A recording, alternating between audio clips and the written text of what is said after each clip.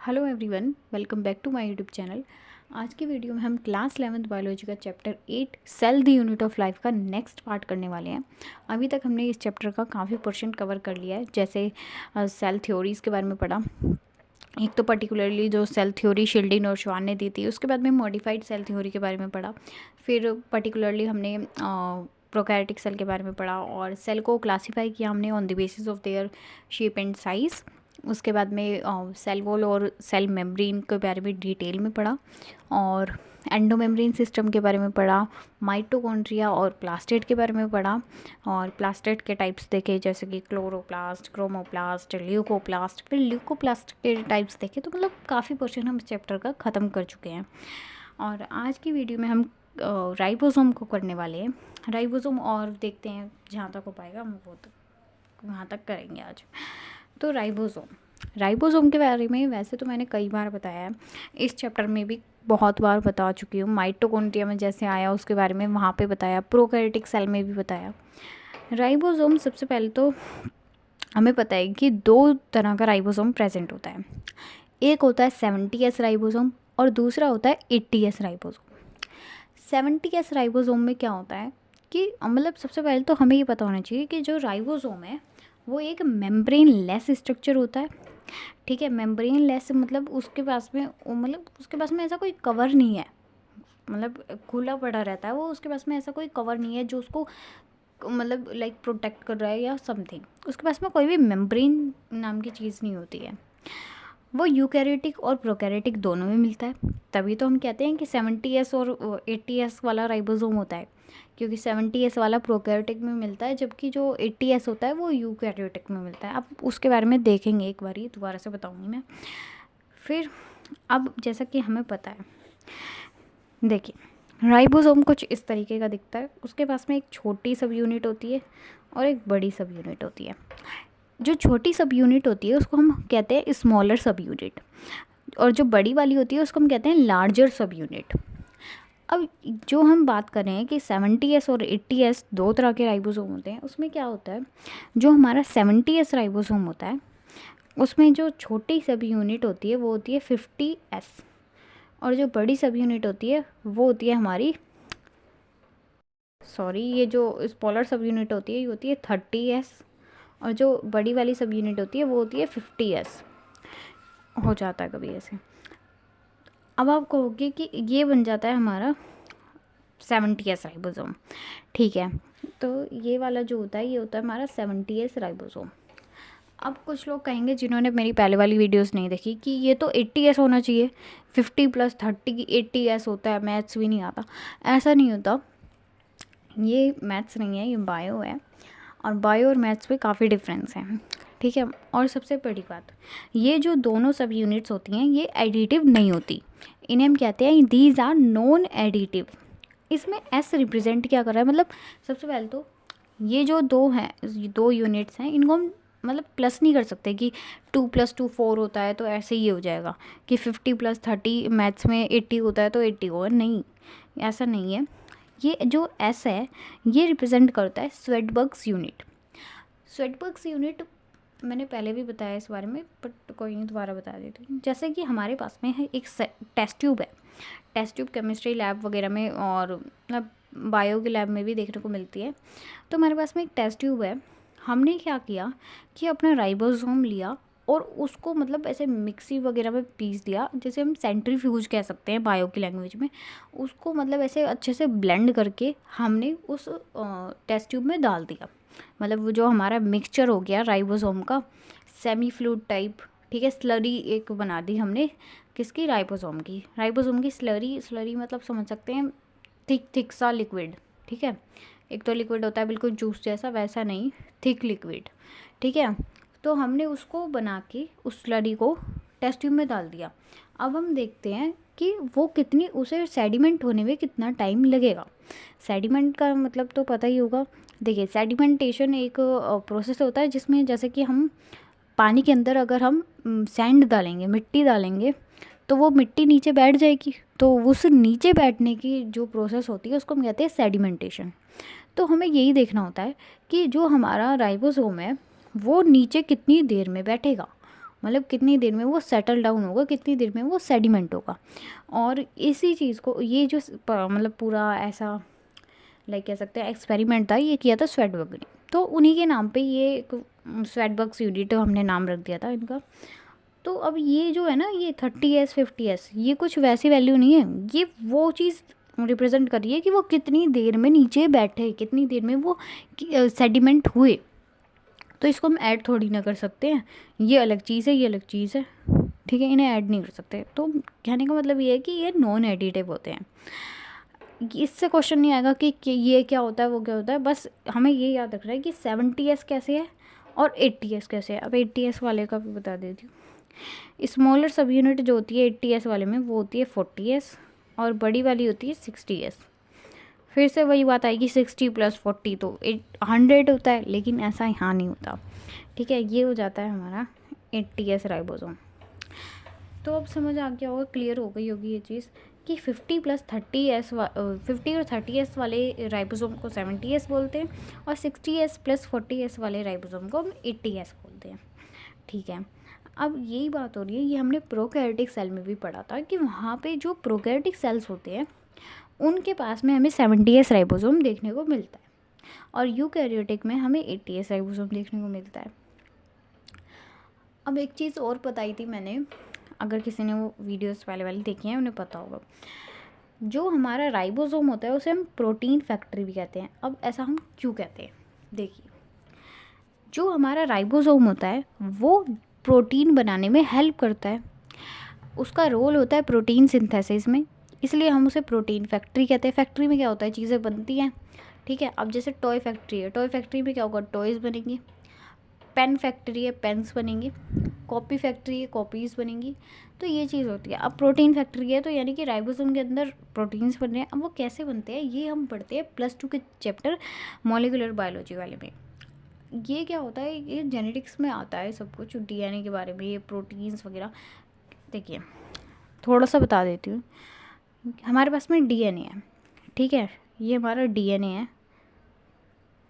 अभी रफली बनाया है, दिख नहीं रहा इधर, एक मिनट, देखिए ये हमारा डीएनए है,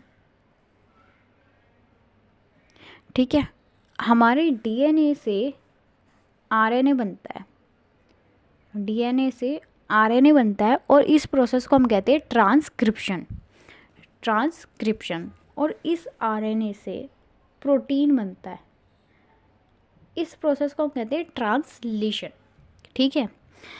और अब इस ट्रांसलेशन के प्रोसेस के बारे में और ट्रांसक्रिप्शन के प्रोसेस के बारे में हम डिटेल में पढ़ते हैं जेनेटिक्स में, ठीक है। और वो काफ़ी इंपॉर्टेंट टॉपिक हो जाता है बोथ सीबीएसई एंड नीट, और ये हम अभी समझाने का कोई फ़ायदा नहीं है क्योंकि वहाँ पे ये अलग से ही टॉपिक मिला हुआ है, और अभी इसमें 11th के सिलेबस में भी नहीं है ये।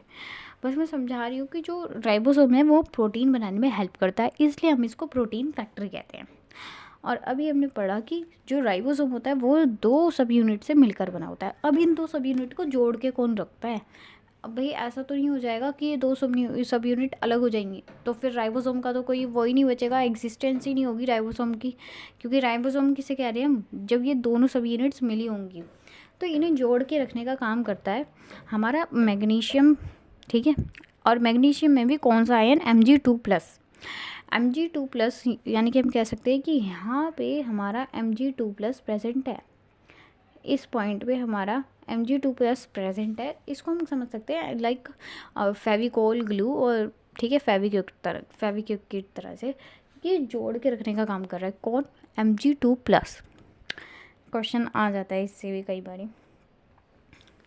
अब देख लेते हैं कि ये मिलता कहाँ पे है, इसकी लोकेशन क्या है। प्रोकैरियोटिक सेल्स में ये साइटोप्लाज्म में ऐसे ही घूम रहा होता है, जबकि जो यूकैरियोटिक सेल होता है उसके अंदर ये हमें 2 जगह मिलता है, माइटोकॉन्ड्रिया के अंदर भी मिलता है और साइटोप्लाज्म के अंदर भी मिलता है। तो राइबोसोम में है, बस हमें इतना ही पढ़ना था। और राइबोसोम के बारे में तो हम वैसे भी हर वीडियो में ही मैंने राइबोसोम के बारे में कुछ ना कुछ बताया है, ठीक है। मतलब अभी तक सेल चैप्टर की जितने भी वीडियोस बनी है मैंने हर उस वीडियो में बताया है राइबोसोम के बारे में, ठीक है। तो अब राइबोसोम में हमें इतना ही पढ़ना था। अब नेक्स्ट चीज़ हमें पढ़नी है साइटोस्केलेटन। साइटोस्केलेटन से थोड़ा थोड़ा नाम से चीज़ें समझ आ सकती हैं। साइटो का मतलब साइटोप्लाज्म, स्केलेटन वही ढांचा, स्ट्रक्चर, ठीक है, कुछ कुछ चीज़ें समझ आ रही हैं। अब कह सकते हैं कि हमारा जो साइटोप्लाज्म होता है उसके अंदर कुछ थ्रेड लाइक स्ट्रक्चर्स देखने को मिलते हैं, और वो कितने तरह के होते हैं, वो 3 तरह के थ्रेड लाइक स्ट्रक्चर्स होते हैं, माइक्रोट्यूब्यूल, माइक्रोफिलामेंट और इंटरमीडिएट फिलामेंट, ठीक है। माइक्रोट्यूब्यूल क्या होता है? हम सब ने सीलिया फ्लैजिला के बारे में तो पढ़ा ही है। फ्लैजिला के बारे में तो हम वैसे भी बहुत बार सुनते आए हैं, और इससे पहले हमने फ्लैजिला का स्ट्रक्चर भी करा है, ठीक है। तो देखिए, माइक्रोट्यूब्यूल के बारे में देख रहे थे। माइक्रोट्यूब्यूल क्या होता है कि भाई ट्यूब्यूल नाम से ही पता लग रहा है, ट्यूब लाइक स्ट्रक्चर होगा एक, और ये कैसी ट्यूब होएगी? होलो होएगी, अंदर से मतलब खाली होएगी। ये ट्यूब है और ये अंदर से बिल्कुल खाली है, ठीक है। ऐसे समझ लीजिए जैसे हम कॉपी को फोल्ड नहीं कर देते तो वो अंदर से क्या होती है? खाली तो होती है। तो उसी तरीके से ये माइक्रोट्यूब्यूल होता है, ये अंदर से होलो होता है। अब ट्यूब्यूल, जैसे हमने पिलाई के बारे में पढ़ा था, तो हमने देखा था पिलाई के बारे में सबको याद होना चाहिए, क्योंकि अभी थोड़े दिन पहले ही पढ़ाया था, मतलब वीडियो में बनाई थी मैंने पिलाई के बारे में, जब हमने फिम्ब्री पढ़ा था, फ्लैजिला पढ़ा था और पिलाई। तो जो पिलाई होता था उसमें कौन सा प्रोटीन मिलता था? पाइलिन, ठीक है। वैसे यहाँ पे माइक्रोट्यूब्यूल है तो ट्यूब्यूलिन प्रोटीन मिलता है, ठीक है। ये जो प्रोटीन होता है ये नॉन कॉन्ट्रैक्टाइल होता है। कॉन्ट्रैक्टाइल कौन सा होगा फिर? कॉन्ट्रैक्टाइल, अच्छा, लोकोमोशन वाले चैप्टर जिन्होंने पढ़ा होगा एक बार भी, उन्हें थोड़ा थोड़ा पता होगा कि जो हमारा एक्टिन और मायोसिन मिलते हैं हमें वहाँ पे, वो कॉन्ट्रैक्ट करते हैं, मतलब हमारे मसल्स के बारे में पढ़ते हैं हम वहाँ पे। तो एक्टिन और मायोसिन नाम के कुछ आता है टॉपिक, अभी समझने की ज़रूरत नहीं है, बस इतना याद रखिए कि वो कॉन्ट्रैक्टाइल होते हैं, ठीक है। मसल्स के बारे में तो सबको पता है कि कॉन्ट्रैक्ट करते हैं। तो उसी तरीके से ये जो एक्टिन और मायोसिन है वो कॉन्ट्रैक्टाइल प्रोटीन होते हैं, लेकिन यहाँ पे ऐसा नहीं होता। माइक्रोट्यूब्यूल जो होते हैं वो नॉन कॉन्ट्रैक्टाइल होते हैं, यानी कि कॉन्ट्रैक्ट नहीं कर सकते हैं, ठीक है। उसके बाद में ये देख रहे हो कहाँ कहाँ मिलते हैं माइक्रोट्यूब्यूल्स, कहाँ कहाँ प्रेजेंट होते हैं? सीलिया में, फ्लैजिला में, बेसल बॉडी, सेंट्रियोल, यहाँ पे हमें देखने को मिलते हैं। इनका काम क्या होता है? अब जो काम सीलिया और फ्लैजिला का होगा वही तो इनका काम होगा। तो सीलिया और फ्लैजिला क्या करते हैं? मोटिलिटी में हेल्प करते हैं। अब मोटिलिटी के बारे में सबको पता होना चाहिए, कम से कम मैं बहुत बार बता चुकी हूँ, कम से कम like 50 times I told you that thing, ठीक है। अब उसके बाद में मोटिलिटी का में हेल्प करते हैं। मोटिलिटी मतलब मूवमेंट करने में हेल्प करते हैं। और जब फ्लैजिला का स्ट्रक्चर पढ़ा था तब भी बहुत अच्छे से बताया था इस चीज़ के बारे में, ठीक है। अब उसके बाद में इनका एक और काम होता है, ये सेल को शेप देते हैं और थोड़ी सी रिजिडिटी प्रोवाइड करते हैं। रिजिडिटी का मतलब होता है कठोरता प्रोवाइड करते हैं, स्ट्रक्चर प्रोवाइड करते हैं। माइक्रोट्यूब्यूल के बारे में एक बार दोबारा से देख लेते हैं। माइक्रोट्यूब्यूल जो होता है वो अंदर से होल होता है, अंदर से खाली होता है, और इसके पास में ट्यूबुलिन प्रोटीन प्रेजेंट होता है जो कि नॉन कॉन्ट्रैक्टाइल होता है। उसके बाद में सील या फ्लैजिला इसके एग्जाम्पल्स होते हैं। मोटिलिटी और सेल शेप और सेल रिजिडिटी में हेल्प करता है। अब आते हैं माइक्रोफिलामेंट पे। माइक्रोफिलामेंट जो होते हैं वो सॉलिड होते हैं, ठीक है। और एक्टिन और मायोसिन के बारे में हम इस पे एग्जांपल ले सकते हैं। एक्टिन और मायोसिन के बारे में जैसे हमें पता है कॉन्ट्रैक्टाइल प्रोटीन होते हैं, तो माइक्रोफिलामेंट भी कॉन्ट्रैक्टाइल होंगे। साइटोप्लाज्मिक स्ट्रीमिंग करते हैं। उसके बाद में ये अभी नेक्स्ट चैप्टर का है, इसको अभी नहीं पढ़ना, इसलिए मैंने यहाँ पे स्पिंडल फाइबर के बारे में भी नहीं बताया। तो ऐसा नहीं है कि छोड़ा है, लेकिन ये नेक्स्ट चैप्टर की चीज़ है, अभी यहाँ पे नहीं पढ़नी। उसके बाद में अब इंटरमीडिएट फिलामेंट, ये भी जो हमारे माइक्रोट्यूब्यूल थे उन्हीं की तरह होलो होते हैं, अंदर से खाली होते हैं, नॉन कॉन्ट्रैक्टाइल ही होते हैं, ठीक है। मतलब इनके जो फीचर्स है वो काफ़ी ज़्यादा माइक्रोट्यूब्यूल से मिलते जुलते हैं। और इनकी जो न्यूक्लियस होती है वो बास्केट ग्राउंड की तरह होती है। बास्केट ग्राउंड जैसे कि अरे यार बास्केट या फिर बकेट लाइक भी होती है, बाल्टी की तरह इनका न्यूक्लियस होता है। तो ये था हमारा साइटोस्केलेटन में हमने 3 चीज़ें पढ़ी, माइक्रोट्यूब्यूल, माइक्रोफिलामेंट और इंटरमीडिएट फिलामेंट। जिसमें से एक हमारा कॉन्ट्रैक्टाइल प्रोटीन होता था जो कि था माइक्रो फिलामेंट में, और जिसके एग्जांपल थे एक्टिन और मायोसिन, और जो हमारे माइक्रोट्यूब्यूल और इंटरमीडिएट फिलामेंट थे वो नॉन कॉन्ट्रैक्टाइल प्रोटीन थे। अब उसके बाद में सेंट्रोसोम के बारे में देख लेते हैं। सेंट्रोसोम जो होता है वो नॉन मेम्ब्रेन बाउंड होता है, ठीक है, उसके पास में कोई मेम्ब्रेन प्रेजेंट नहीं होती है। ये एनिमल सेल में देखने को मिलता है। उसके बाद में 2 सेंट्रियोल्स प्रेजेंट होती है, जैसे ये जो है ना, ये सेंट्रियोल है, और सेंट्रोसोम सेंट्रियोल अभी सिर्फ याद रख लीजिए, ये सेल साइकिल वाले चैप्टर में हम काफ़ी अच्छे से पढ़ते हैं। तो अगर अभी समझ में ना आए तो कोई प्रॉब्लम नहीं है, अभी इतनी जल्दी समझ नहीं आएगा। जो फर्स्ट टाइम देख रहे होंगे, इस बारे में सुन रहे होंगे, तो ये जो है ग्रीन कलर से जो बने हुए हैं इन्हें हम सेंट्रियोल कह रहे हैं। और ये दोनों एक दूसरे के ऊपर क्या है, परपेंडिकुलर। परपेंडिकुलर का मतलब होता है 90 डिग्री का एंगल बनाते हैं। जैसे कि अब मैं कहती हूँ, ये जो पेज है इस पर ये जो पेन है ये 90 डिग्री का एंगल बना रहा है। कैसे पता, देखिए 90 डिग्री का एंगल तो हम सबको पता ही है, कुछ इस तरीके का बनता है। जैसे ये लाइन है तो ये 90 डिग्री का एंगल बना रही है, ऐसे ये जो पेन है ये परपेंडिकुलर है, 90 डिग्री का एंगल बना रहा है इस पर, ठीक है। तो यस, ये जो दोनों सेंट्रियोल्स होते हैं ये एक दूसरे के ऊपर परपेंडिकुलर होते हैं, एक दूसरे से परपेंडिकुलर होते हैं। और ये सब बाकी चीज़ें तो अभी समझ नहीं आएंगी, और समझाने का फ़ायदा भी नहीं है अभी, क्योंकि ये सेल साइकिल वाले चैप्टर पढ़ के ही समझ आ सकती हैं अच्छे से। अब हमने पढ़ा कि सेंट्रियोल परपेंडिकुलर होती है। सेंट्रियोल के बारे में कुछ बातें लिखी हुई हैं, वो पढ़ लेते हैं। सेंट्रियोल जो होता है उसके पास में भी कोई मेम्ब्रेन नहीं होती, और इम्पॉर्टेंट चीज़ ये है कि ये कार्ट व्हील लाइक स्ट्रक्चर होता है इसका। कार्ट व्हील समझ सकते हैं, जैसे कि साइकिल में जो पहिया होता है उसमें नहीं बना होता है ऐसा कुछ, तो इसे कार्ट व्हील कह रहे हैं। कार्ट व्हील लाइक स्ट्रक्चर होता है, 9+0 अरेंजमेंट होती है, ठीक है। 27 माइक्रोट्यूब्यूल प्रेजेंट होते हैं। माइक्रोट्यूब्यूल के बारे में अभी ऊपर पढ़ा था, वही वाले 27 माइक्रोट्यूब्यूल प्रेजेंट होते हैं यहाँ पे, ठीक है। और कहाँ देखने को मिलता है, स्पिंडल फाइबर में, सीलिया में, फ्लैजिला में। तो जहाँ पे माइक्रोट्यूब्यूल देखने को मिलता है वहीं तो मिलेगा ये देखने के लिए। और माइक्रोट्यूब्यूल के एग्जांपल अभी देखे थे, स्पिंडल फाइबर, सीलिया और फ्लैजिला। सीलिया के बारे में तो वैसे हमने पहले पढ़ा ही हुआ है, दोबारा देख लेते हैं। ये स्मॉल होता है, ठीक है, सीलिया, और बहुत सारे प्रेजेंट हो सकते हैं। और उसके बाद में ये डिस्प्लेस मीडियम में देखने को मिलते हैं। इसका काम क्या होता है, ये सेल की मूवमेंट करवाता है, ठीक है, अटैचमेंट करवाता है, और मतलब खाना, मतलब जो ये लोग खाते हैं उनमें भी हेल्प करता है, फीडिंग में, ठीक है। हमारी तरह खाना नहीं खाते, जो सेल वगैरह का खाना होता है वो चीज़, सेंसेशन में हेल्प करता है। तो ये सारे इसके फंक्शंस हैं। और यहाँ पे ये स्ट्रक्चर नहीं है, यहाँ पे आएगा फ्लैजिला, ठीक है। तो सीलिया के बारे में हमने पढ़ा कि ये बहुत सारे प्रेजेंट हो सकते हैं, लेकिन जो हमारा फ्लैजिला होता है वो 1-2 ही प्रेजेंट हो सकते हैं, बहुत सारे नहीं प्रेजेंट हो सकते फ्लैजिला, ठीक है। उसके बाद में हमने पढ़ा कि जो हमारे सीलिया थे वो छोटे छोटे थे, लेकिन फ्लैजिला के बारे में हमने स्ट्रक्चर भी देखा हुआ है। फ्लैजिला काफ़ी बड़ा होता है, जिसमें सबसे बड़ा पोर्शन होता है हमारा टेल, सबसे लॉन्गेस्ट पार्ट होता है फ्लैजिला का टेल। अगर किसी ने पहले वाली वीडियो नहीं देखी है तो आप देख सकते हैं, मैंने अच्छे से स्ट्रक्चर कराया हुआ है। उसके बाद में बीट्स इंडिपेंडेंटली और ऑर्गेनिज्म की मूवमेंट करवाता है। जैसे कि जो हमारा सीलिया था वो सेल की मूवमेंट करवा रहा था, लेकिन ये ऑर्गेनिज्म की मूवमेंट करवाता है, ठीक है। जैसे कि स्पर्म देखें, स्पर्म के बारे में तो अभी आपको नहीं पता होगा, ह्यूमन रिप्रोडक्शन में पढ़ेंगे उसके बारे में, ठीक है।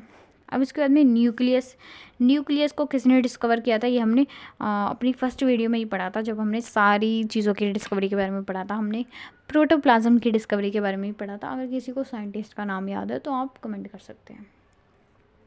न्यूक्लियस की डिस्कवरी की थी रॉबर्ट ब्राउन ने, ठीक है, उन्होंने। और जो क्रोमेटिन मटेरियल था वो देखा था फ्लेमिंग ने, ठीक है। फ्लेमिंग के बारे में तो हम बायो में काफ़ी बार पढ़ते हैं। उसके बाद में हमने देखा था कि जो न्यूक्लियर मेम्ब्रेन होती है वहाँ से हमारा आरईआर जनरेट होता है। आरईआर क्या होता है, रफ एंडोप्लाज्मिक रेटिकुलम, ठीक है। उसके बाद में न्यूक्लियोलस क्या होता है, न्यूक्लियोलस होती है site of active RNA synthesis, chromatin के बारे में तो हम सेल साइकिल में ही पढ़ते हैं। अभी ऐसा नहीं है कि मैंने अपने नोट्स में लिखा है तो हमें यहीं पढ़ना है, नहीं, मैंने तो सारा कोर्स पढ़ा हुआ है, इसलिए मैंने यहाँ पे लिखा हुआ है कंबाइन करके चीज़ों को, लेकिन यहाँ पे नहीं पढ़ना, ये नेक्स्ट चैप्टर में पढ़ना है, cell cycle and cell division वाले में। तो यस, आज यहाँ पे हमारा चैप्टर भी ख़त्म होता है और ये वीडियो भी ख़त्म होती है। ये चैप्टर काफ़ी बड़ा होता है, इसलिए मैंने छोटी छोटी वीडियोस बनाई हैं इस चैप्टर की, और लाइक इस चैप्टर की 9 वीडियोस बनी है। अब तक की सबसे ज़्यादा वीडियोस इसी चैप्टर की बनी है, और बाकी देखते हैं आगे भी आएंगे बड़े बड़े चैप्टर्स। जैसे ह्यूमन रिप्रोडक्शन काफ़ी बड़ा चैप्टर है, +2 में है, लेकिन वो अभी तो हम पहले 11th का कोर्स कंप्लीट करेंगे। तो यहाँ पे आज ये चैप्टर ख़त्म होता है।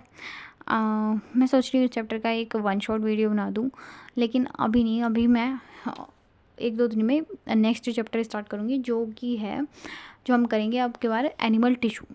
ठीक है, एनिमल टिश्यू चैप्टर करेंगे हम। और yes, if you like the video, then please press the like button and share with your friends, and if you can, then please subscribe the YouTube channel, like my YouTube channel. And if you want my handwritten notes, then you can let me know, so that I can provide you the PDF of my handwritten notes, which are free of cost. And if you want the modules, then I can also provide you the modules of Akash Institute, which are also free of cost. ठीक है, yes, and then बस, thank you so much. Bye.